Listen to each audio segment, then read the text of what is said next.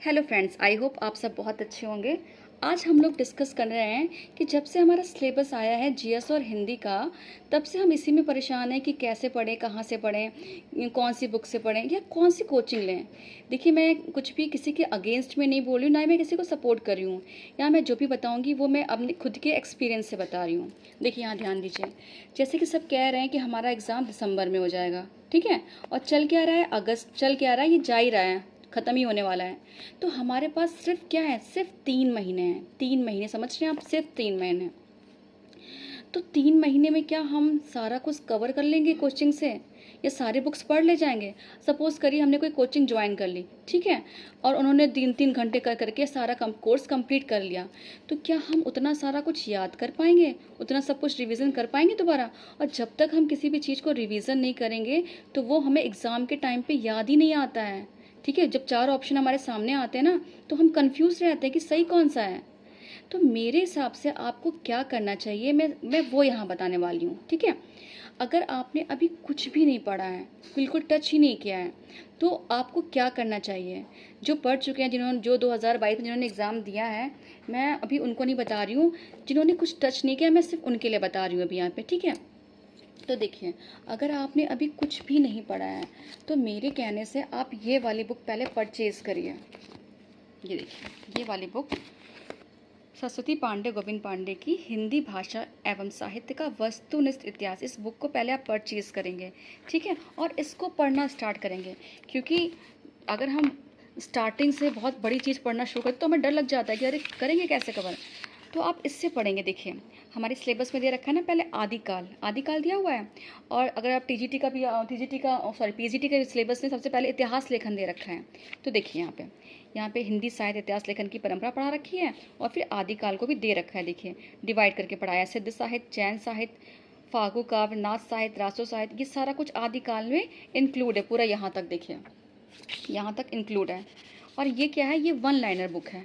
ये 1 लाइनर है, आपको बताएगी कि हाँ है क्या, पढ़ना क्या है। देखिए, ये 1 लाइनर है, ठीक है। तो यहाँ से पहले आपने आदिकाल स्टार्ट किया, और इसके साथ साथ आपको क्या करना है, अगर आपने 1 घंटा इसको देना शुरू कर दिया, ठीक है, 1 घंटा आपने इसको पढ़ा, और इसके बाद आप क्या करिएगा, ये देखिए, आचार्य रामचंद्र शुक्ल की बुक, ये आप परचेज़ कर लिए। ये दोनों बुक परचेज़ कर लीजिए आप, बिल्कुल सोचिए नहीं इसको। तो इसको आप ले लेंगे, तो आदिकाल आपने 1 लाइनर यहाँ से पढ़ना शुरू करा, और डीप में इसको आप यहाँ से पढ़ना शुरू करिए। अब देखिए, आपको खुद से पढ़ना है तो ऐसा कुछ टाइम लिमिट तो है नहीं। आपको बहुत ज़्यादा मतलब कि इंटरेस्ट आ रहा है तो आपने एक दिन में ख़त्म कर दिया। यहाँ से देखिए, ये भी मैंने आपको एक दिन शायद पढ़ाया हुआ था, आदिकाल डिवाइड करके पढ़ाया हुआ है इसमें। देखिए, मैं आपको इसका इंडेक्स दिखा रही हूँ, इतना इंडेक्स मिल कहाँ है इसका, कहाँ, 1 मिनट दिखाती, ये देखिए।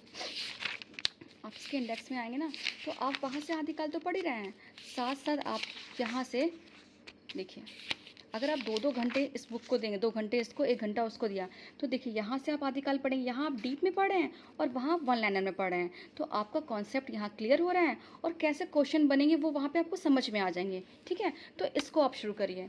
तो क्या हुआ, देखिए, 3 घंटे आपने अगर इसको दे दिए, तो आप फटाफट जल्दी जल्दी इसको बुक भी कवर कर लेंगे, और आपको समझ में, आप जब आपका सिलेबस कवर हो जाएगा तो आपको कॉन्फिडेंस भी आएगा, समझ रहे हैं। तो साहित्य के लिए मैंने क्या बताया आपको, कि आप रामचंद्र शुक्ल की बुक और सरस्वती पांडे की बुक स्टार्ट कर दीजिए अभी से ही, ठीक है। अब देखिए, ये तो आप कर रहे हैं क्योंकि हमारे पास समय कम है और हमें इस युद्ध को जीतना भी है, तो साथ साथ आपको प्रैक्टिस भी करनी। तो देखिए, जो 2 बुक आप पढ़ रहे हैं, रामचंद्र शुक्ल की बुक, उसी को देखिए, इसमें एमसीक्यू फॉर्म में दे रखा है, क्वेश्चन आंसर इसके, ठीक है। ये बुक का नाम क्या है, ये डॉक्टर पूरनचंद टंडन की बुक है। आप वहाँ से आपने पढ़ा, फिर इसी का ही आदिकाल पार्ट फटाफट आप इससे एमसीक्यू से सॉल्व करिए। तो क्या होगा, वहाँ से कॉन्सेप्ट क्लियर हुआ, 1 लाइनर आपने यहाँ पढ़ा और यहाँ आपने प्रैक्टिस करी, तो एक टॉपिक हमारा ख़त्म, ठीक है। और सुनिए, आप आदिकाल जैसे हमारा ख़त्म हो गया, वैसे आप भक्ति काल पढ़िएगा, रीतिकाल पढ़िएगा, आधुनिक काल पढ़िएगा, नाटक है, उपन्यास है, लघु विधाएँ हैं, आपने सिलेबस में तो देखा ही होगा सारा कुछ, ठीक है। तो वैसे ही आप ख़त्म करेंगे। लेकिन हमारी जो आचार्य रामचंद्र शुक्ल की बुक है, वो सिर्फ छायावाद तक है डीपली, ठीक है। उसके बाद से मतलब उसमें उतना अच्छा नहीं मिलता है, मतलब उतना डीप जिससे क्वेश्चन पुटअप हो सकता है। तो उसके लिए आप पहले इसको पढ़ते रहिएगा। इतना जब आप कवर कर लेंगे, तो बाद में आप राम स्वरूप चतुर्वेदी की बुक ले सकते हैं, ठीक है। लेकिन अब देखिए कि उतना आपको टाइम मिल पाता है कि नहीं। और साथ साथ आपको क्या करना है, देखिए इस बार क्या है, इस बार ज़्यादा ज़्यादा पढ़ते रह जाएंगे ना तो आप प्रैक्टिस करने का आपको टाइम नहीं मिलेगा। तो साथ साथ आपको एक ये बुक लेनी होगी। देखिए ये एजीपी की बुक है, यूजीसी नेट जेआरएफ की सॉल्व पेपर है, सेकंड पेपर हिंदी का आप लेंगे। इसमें क्या है, इसमें ये पेपर में जो जो पुराने पेपर हुए हुए हैं ना यूजीसी नेट के, उसके वो वाले पेपर्स इसमें दे रखे हैं। ये देखिए इस तरह से दे रखे हैं, क्वेश्चन दे रखा है। देखिए इसको आप सॉल्व करेंगे, जैसे अपना मोर्चा ये सब दे रखा है, मुझे चांद चाहिए, इसका मिलान करेंगे। इसकी व्याख्या भी अच्छे से दे रखी है, तो आप क्वेश्चन पढ़िएगा और उसकी व्याख्या अच्छे से पढ़ेगा। तो आप वहाँ आदिकाल पढ़ भी रहे हैं, लेकिन मिक्स क्वेश्चन भी आप करते रहेंगे ना, तो आपकी इससे क्या होगी, तैयारी होती रहेगी। इसके साथ साथ मैंने ये वाली बुक भी ली हुई है, प्रतियोगिता साहित्य की। देखिए इसमें भी थ्योरी प्लस एमसीक्यू है, लेकिन मैंने इससे थ्योरी नहीं पढ़ी है, मैंने सिर्फ इसके एमसीक्यू सॉल्व किए हैं, प्रैक्टिस के लिए बता रही हूँ मैं आपको। तो क्या देखिए आपकी एक ये प्रैक्टिस की बुक हो गई, और ये एजीपी हो गई, और ये आपकी ये वाली पूरनचंद टंडन की हो गई। तो इससे आपका साहित्य का काम चल जाएगा आराम से, ठीक है।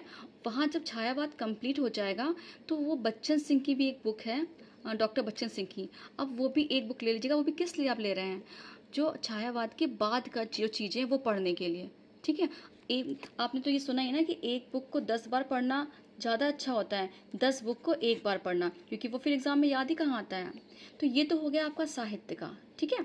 अब हम काव्य शास्त्र के लिए क्या करेंगे, देखिए काव्य शास्त्र के लिए ये दो बुक अच्छी हैं, एक निशा अग्रवाल की है और एक योगेंद्र प्रताप सिंह की है। तो मैं आपको दो बुक लेने को नहीं कह रही हूँ, आप चाहे निशा अग्रवाल की ले लीजिए चाहे इनकी ले लीजिए, कोई सी भी एक बुक ले लेंगे आप। देखिए इसमें भी आपको सारा कुछ मिल जाएगा। देखिए देखिए इसका इंडेक्स देखिए, देखिए काव्य की परिभाषा, काव्य शास्त्रीय संप्रदायों का संक्षिप्त परिचय, ठीक है, काव्य गुण, दोष विवेचन, रीति सिद्धांत, अलंकार, आप देख रहे हैं। तो इसमें क्या आप इससे कॉन्सेप्ट पढ़िएगा, सिर्फ एक ही बुक लीजिएगा, दोनों नहीं, दो बुक्स से नहीं हो पाएगा, इतना टाइम ही नहीं हमारे पास कि हम दो बुक कवर कर पाएँ, ठीक है। तो एक बुक लीजिएगा और इससे काव्य शास्त्र का टॉपिक वहाँ से कॉन्सेप्ट पढ़िएगा। और जो आपकी यूथ है, यूथ कंपटीशन की जो बुक है, उससे वहाँ पे जो काव्य शास्त्र का जो टॉपिक है वहाँ से उसके क्वेश्चन आंसर सॉल्व करेगा।